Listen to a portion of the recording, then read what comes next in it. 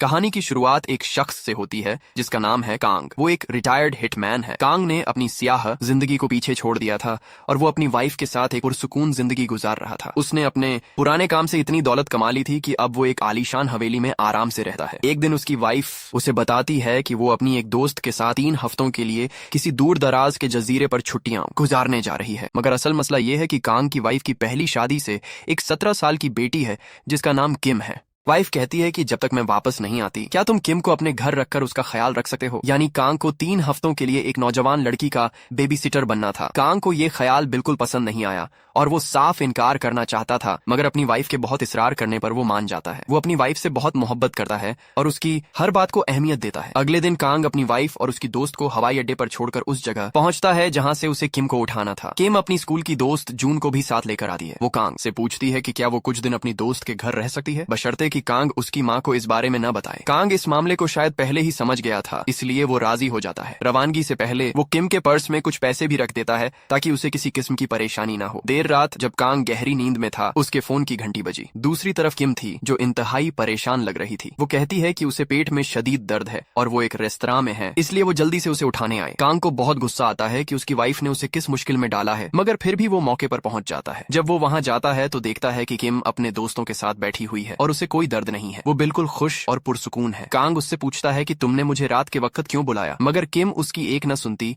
और अपने मोबाइल में मसरूफ हो जाती है। असल में ये सब किम की एक ड्रामाबाजी थी जो नौजवान लड़कियां अक्सर तवज्जो हासिल करने के लिए करती हैं। किम की दोस्त जून ने उसे बाहर बुलाया था, इसलिए वो कांग को वहां से जाने को कहती है। कांग गुस्से को निगलकर वापस आता है, मगर जाते वक्त वो अपने आईने में देखता है कि किम कुछ लड़कों के साथ बाइक पर सवार होकर कहीं जा रही है। कांग को माहौल ठीक नहीं लगता और वो किम का पीछा करने का फैसला करता है। इस मौके पर हमें पता चलता है कि जब उसने किम के पर्स में पैसे रखे थे तो उसने एक छोटा सा ट्रैकिंग डिवाइस भी चिपका दिया था, क्योंकि वो जानता था कि नौजवान बच्चे गलत रास्ते पर जा सकते हैं। कांग ट्रैकिंग डिवाइस के जरिए एक स्केट क्लब के बाहर पहुंचता है। वहां एक लड़की जिसका नाम हाना है किम को अपने एक क्लाइंट के पास भेजने पर मजबूर कर रही है और उसके बदले उसे पैसे देने का वादा करती है। ये दरअसल एक बड़ा जिस्म फरोशी का नेटवर्क है जिसमें किम को फंसाया गया है। बातचीत से पता चलता है कि किम की दोस्त जून और वो लड़का जिसके साथ वो रेस्तरां में बैठी थी, दोनों ने मिलकर किम को फंसाया है। किम हाना को इस काम से इनकार कर देती है, मगर हाना उसे धमकियां देती है। इसी दौरान कांग वहां पहुंच जाता है और हाना को समझाता है कि वो दोनों लड़कियों को जाने दे और मामला खत्म करे, मगर वो लड़का जो वहां मौजूद था कांग को हल्के में लेता है और उस पर हमला करने की कोशिश करता है। लेकिन कांग कोई आम आदमी नहीं था, वो माजी का एक बहुत बड़ा हिटमैन था। उसने एक ही झटके में लड़के का चाकू छीन लिया और बाकी सबको भी सजा दी। हाना को ये देखकर शदीद गुस्सा आया और उसने अचानक कांग के पेट में चाकू मार दिया। कांग ने एक जोरदार मुक्का उसके मुंह पर लगाया और वो वहीं बेहोश होकर गिर गई। उस रात कांग किम को घर ले आता है। घर पहुंचकर किम का रवैया बदल जाता है और वो कांग की बहादुरी से मुतासिर होकर उसके साथ अच्छा सलूक करने लगती है। रात को जब वो खाना खाकर वापस लौट रहे थे तो रास्ते में पुलिस की चेकिंग थी। इंस्पेक्टर ली जो इस शहर का एक बेरहम पुलिस अफसर था, कांग की कार रोककर उससे पूछताछ करता है। उसे पता चलता है कि कल रात कुछ लड़कों का कत्ल हुआ है और पुलिस इसकी तहकीकात कर रही है। थोड़ी सी पूछताछ के बाद इंस्पेक्टर ली कांग को जाने देता है, मगर उसे कांग पर शक हो जाता है। घर पहुंचकर उस कत्ल की तफ्तीश करता है और पता चलता है कि मरने वाले वही लड़के थे जिन्हें कांग ने क्लब में मारा था। कांग समझ जाता है कि ये मामला बहुत संगीन है और इसमें बड़े बड़े लोग मुलाविस हैं। अगले दिन इंस्पेक्टर ली कांग के घर आता है और उसे एक सीसीटीवी फुटेज दिखाता है जिसमें कांग की कार कत्ल की जगह से गुजरती नजर आती है। कांग उसे बताता है कि ये सिर्फ इत्तेफाक है और इस रात और भी गाड़ियां वहां से गुजरी होंगी। ली एक और फुटेज दिखाता है जिसमें कत्ल होने वाला लड़का अपनी बाइक पर एक लड़की को पीछे बिठाए जा रहा है जो किम की तरह दिखती है, मगर तस्वीर धुंधली होने की वजह से कुछ यकीनी नहीं कहा जा सकता। कांग इन तमाम सवालों का बड़े एतमाद के साथ जवाब देता है, मगर किम काफी डरी हुई है। ली के जाने के बाद किम कांग से उस रात के लिए माफी मांगती है। किम का खौफजदा चेहरा देखकर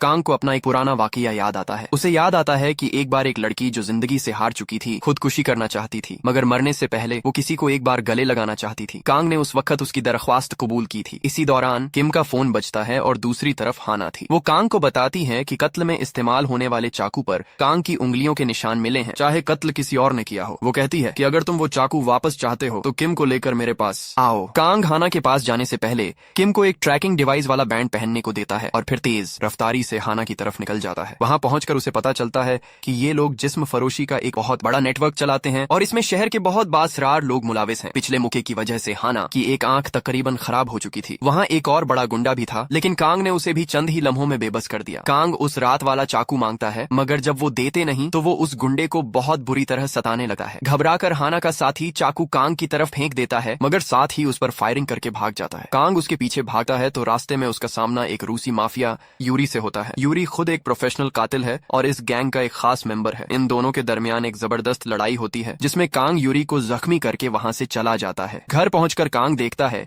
कि टूटे हुए सीसीटीवी और पैरों के निशान से जाहिर होता है कि किम को अगवा कर लिया गया है। वो उस ट्रैकिंग डिवाइस के जरिए एक सुनसान घर में पहुंचता है, मगर वहां किम नहीं मिलती, बल्कि हाना मिलती है। हाना उसे बताती है कि उन्हें पता चल गया है कि वो उस डिवाइस से किम को ढूंढ लेता है। कांग हाना को एक कमरे में ले जाकर उसे सख्त तकलीफ पहुंचाता है, तो वो उसे बताती है कि ये एक बड़ा क्राइम सिंडिकेट है जो पहले लड़कियों को पैसों से वर्गलाने की कोशिश करता है, और अगर वो न माने तो उन्हें अगवा कर लिया जाता है। एक बड़े क्लाइंट ने किम की डिमांड की थी, इसीलिए ये सब कुछ हुआ। इसमें रूसी माफिया और शहर के बासरार लोग भी मुलाविस हैं। हाना उसे शहर से बाहर एक होटल के बारे में बताती है जहां किम को रखा गया है। कांग हाना को छोड़कर होटल की तरफ निकल जाता है, मगर जब इंस्पेक्टर ली वहां पहुंचता है तो उसे हाना की लाश मिलती है, यानी इस दौरान किसी और ने हाना को मार दिया था। कांग जब होटल पहुंचता है तो वहां भी उसे किम नहीं मिलती, मगर बहुत सारे गुंडों का सामना होता है और वो उन सबको बेरहमी से मार डालता है। वो जिस कदर कातिल था, उसने रास्ते में आने वाले ज्यादातर गुंडों को जिंदा नहीं छोड़ा। आखिरकार उसका मुकाबला यूरी से फिर होता है। यूरी बहुत ज्यादा इत्मीनान में था और उसने कांग को बता दिया कि वो किम को कल सुबह 8 बजे समुद्र के रास्ते रूस ले जाएंगे और जिस जहाज पर उन्हें ले जाया जाएगा उसका नाम अरीना है। उसका कहना था कि कांग उसे बचा नहीं पाएगा, मगर कांग ने एक बार फिर अपनी महारत का मुजाहिरा किया। दोनों के दरमियान सख्त लड़ाई हुई और कांग ने चालाकी से यूरी को रस्सी से बांधकर नीचे छलांग लगा दी। वो नीचे एक कार पर जा गिरा जो इंस्पेक्टर ली की थी। ली ने उसे गन पॉइंट पर रोका, मगर कांग ने उसका हथियार छीनकर उसे अपने साथ बांध लिया। सुबह सवेरे वो दोनों बंदरगाह पर पहुंचते हैं जहां से किम को रूस भेजा जाना था। कांग ने किम को एक वैन में गुंडों के साथ देखा। उसने अपनी कार तेज की और वैन को टक्कर मारी। वैन उलट गई और कांग ने किम को बाहर निकाला। इसी वक्त हाना का साथी वहां आ गया। उसने कांग को कार से मारने की कोशिश की, मगर कांग उसे बाहर निकालकर क्लाइंट का नाम पूछता है। जब उसने नाम नहीं बताया तो कांग ने उसे भी मार डाला और उसका फोन चेक किया। कॉलर लिस्ट में आखिरी नंबर इंस्पेक्टर ली का था, यानी वो भी इस साजिश का हिस्सा था। कांग ने ली को बताया कि उसे पहले से ही शक था। इसी दौरान पुलिस की टीम वहां पहुंच गई। कांग ने ली को ऑफर किया कि वो सब कुछ पुलिस ऑपरेशन का नाम देकर उसे बचाए और बदले में वो किसी को कुछ नहीं बताएगा। ली के पास कोई चारा नहीं था, इसलिए उसने ये ऑफर कबूल कर लिया। ली ने इस पूरी वारदात को पुलिस ऑपरेशन करार देते हुए कांग और किम को एम्बुलेंस के जरिए हॉस्पिटल पहुंचा दिया। हॉस्पिटल में जब किम को होश आया तो उसने कांग से इस तमाम परेशानी के लिए माफी मांगी। कांग जानता था कि इसमें किम का कोई कसूर नहीं, बल्कि असल मुजरिम वो क्लाइंट था। जब इंस्पेक्टर ली कांग से मिलने आया